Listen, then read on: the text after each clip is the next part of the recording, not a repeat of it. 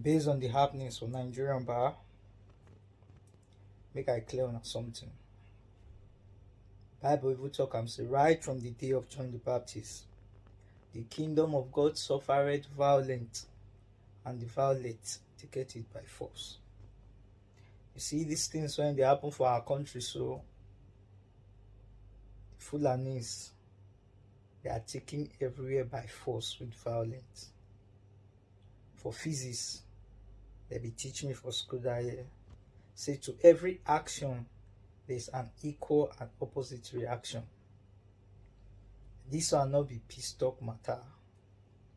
We need to come outside, give them back to back, blood for blood. This one a fight. Because don't wait until they kill your brother before the thing go pain you reach bone say man you want to come out fight. The youth, we need to arise. We need to arise though, because the people when they at the top, this one a planned game. So now that they execute this thing in disguise. So we come outside, they talk, they cry, make they do anything. Now so they go look, fall down, they look, they not go do anything because now their handwork. They will not do anything until they accomplish their mission. So all those ones that they talk, let's talk to the government, let the government let Buhari put that money wake up. All those people when they form hard man, hard boys, are they caught at the Mona wake up. Mona wake up. May we wake up. May we wake up, fight for our country. More fight for our country.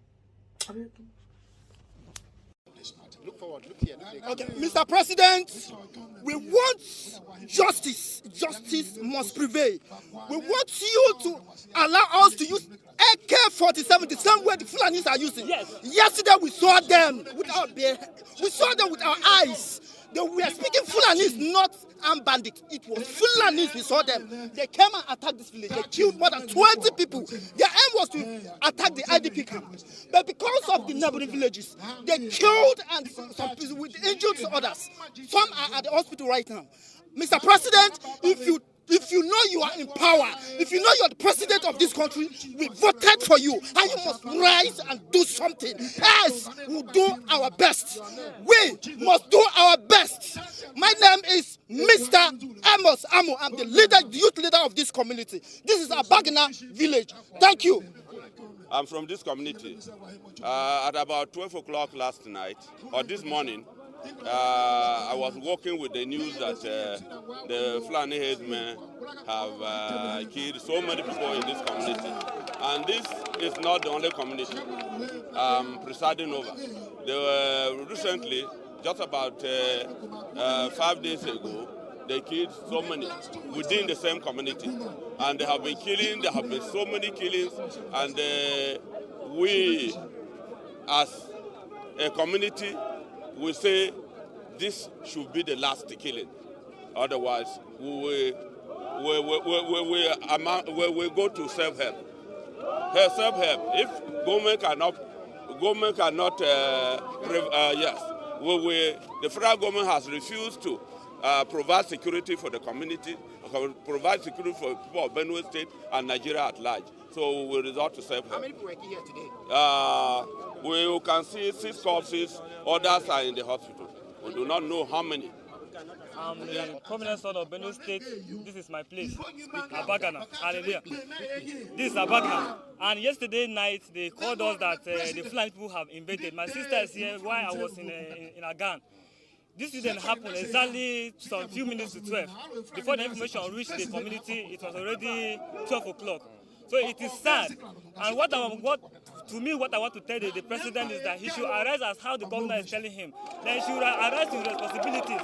This is Sadoni. We are not happy any longer. Like, for instance, I would like to blame our governor in some extent that he has collected our weapons. He has collected our weapons since the history of the Tiv nations. No tribe and nobody has ever defeated the Tiv people. But because the governor has collected our weapons, now we are helpless. They say that we should submit our arms. We have submitted our arms. And now the Fulanis, they are attacking us. We don't have any other thing to do. They say anybody that move with cutlass that they should arrest him. The Fulanis that move with AK-47 and nobody is here to to say anything. There was no security in IDP. They came exactly to attack the IDP. It was because of the neighboring people that were close to this place. It's happening.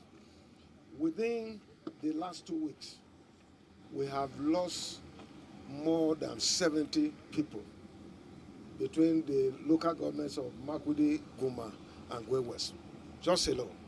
In addition to what you're seeing here today, many are in hospital, apart from the 6 that were killed, and 1 died in hospital. So that is 7 people died, and others are still in the hospital. My deputy is going there now.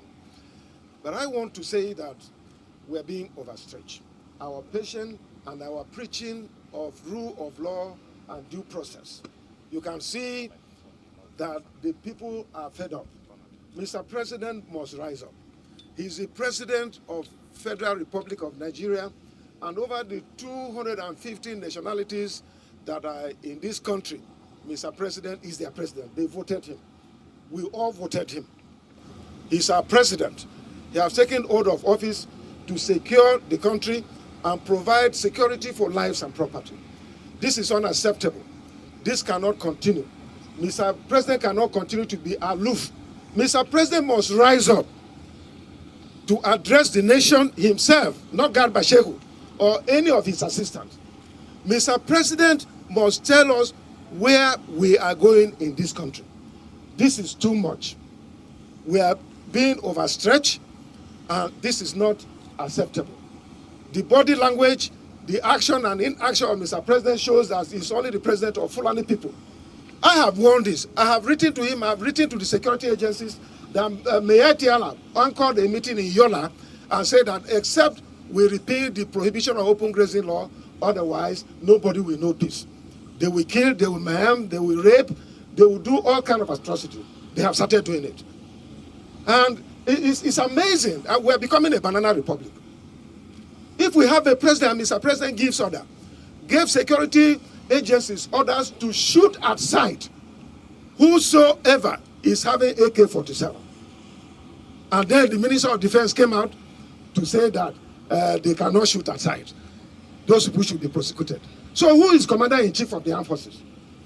So this kind of game, these lies, this falsehood that is being played out, it is not acceptable. It is better for me not to be alive to see this kind of shame of leadership. What is going on? Nigerians, my colleagues, the governors, we must arise and impress on the president to call a security summit. If possible, ensure that state of emergency is declared on security so that all hands will be on deck to address this matter. But what is happening now, to me, it is very clear. Mr. President is just working for these Fulanis to take over the whole country. His body language is what is being played out. Mr. President gives order, and another person, minister, come and counter it. Is that not a shame? Just like the first lady said some time ago, where are the men in this country to come out and confront this? That is Mr. President's wife coming out to lament and to cry and to say that Nigerians should arise, that something is wrong. But the president must tell us what is wrong with him so that we can all help him. I want to call on my colleagues, the governors, because after presidency is the governors. We must work hard to ensure that we salvage this country. Otherwise, this country where I'm seeing it, it is being drowned. And we must salvage it. Otherwise, tomorrow we wake up, there will be no country. You can imagine if I have not been there, that major road is blocked. You can imagine what will start happening. So this is it. We can't allow you to take over the place. But that is what they're agitating now. I said, goat does not bite. But when goat is pushed to the wall, it bites. That is where we are. We are fed up. We don't want to restore to software. We believe in the unity of this country. And that is what I've been preaching. But we're being overstretched.